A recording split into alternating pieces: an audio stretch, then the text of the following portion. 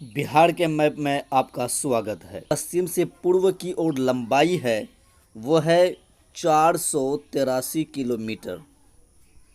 इसी तरह से उत्तर से दक्षिण की तरफ जो इसकी चौड़ाई है वो है 345 किलोमीटर। बिहार का क्षेत्रफल 94,163 किलोमीटर स्क्वायर है।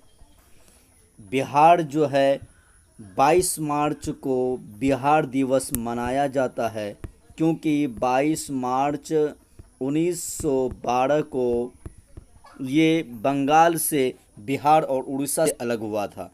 दूसरी बात इसमें बता दें कि सबसे पूर्वी ज़िला जो है जो बिहार का है ये किशनगंज है।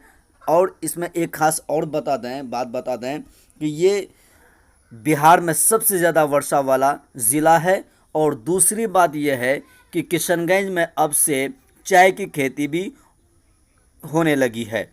तो इसी के साथ हम अपनी क्लास को यहीं पर एंड करते हैं, और हमारे ऐसा ही और वीडियोस देखने के लिए हमारे यूट्यूब चैनल मास्टर रमेश को सब्सक्राइब, लाइक और शेयर कीजिए। साथ ही साथ बेल आइकन को भी प्रेस कर दीजिए।